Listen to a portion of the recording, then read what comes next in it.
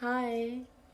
आज international women's day है और हम क्या कर रहे हैं, हम अपने हकूक़ के लिए आवाज़ें उठा रहे हैं और डिफरेंट बातें कर रहे हैं।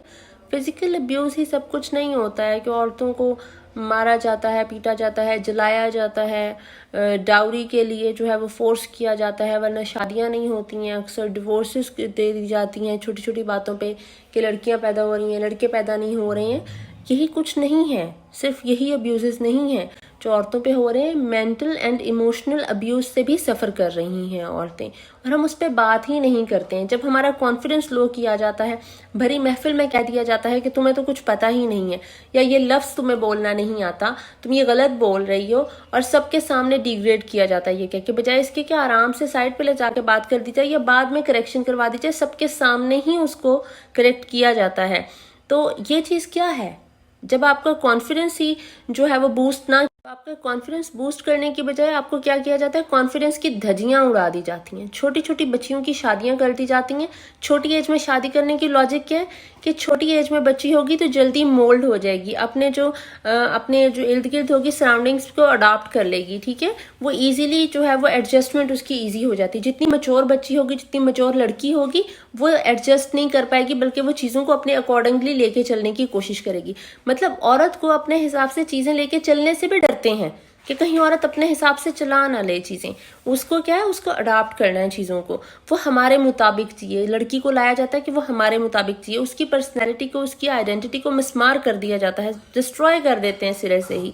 तो ये क्या है, औरत इन चीज़ों से भी सफ़र कर रही है। आप लोगों को अपनी सोच बदलने, अगर एक पढ़ी लिखी बंदी लेकर आए हो तो उस पर भी एतबार करके देखो ना, उसमें भी कोई अक्लमत तो होगी ना जिसको वो इस्तेमाल कर लेगी। आखिर उसने कोई पढ़ा लिखा है, कोई कहीं कॉलेज गई है, कुछ किया। आपके बच्चे ने अगर पढ़ लिख के अगर आपके बच्चे ने पढ़ लिख के थोड़ी सी अकलमत हासिल कर लिया, उसको अकल आ गई, तो क्या औरत को अकल नहीं आई होगी? स्कूल कॉलेज जाके पढ़ लिख के कुछ तो एक्सपोजर उसका भी होगा ना लाइफ के बारे में, लोगों के बारे में।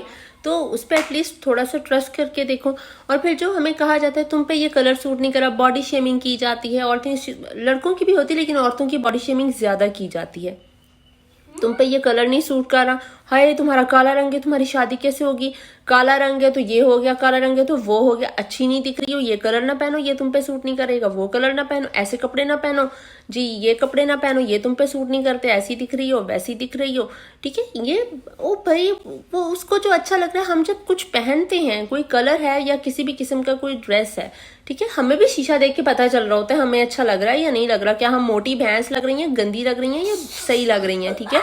अगर हम भैंस भी लग रही हैं तो हम अच्छी लग रही हैं, हमारी बॉडी है ना, ठीक है, हम अच्छी लग रही हैं।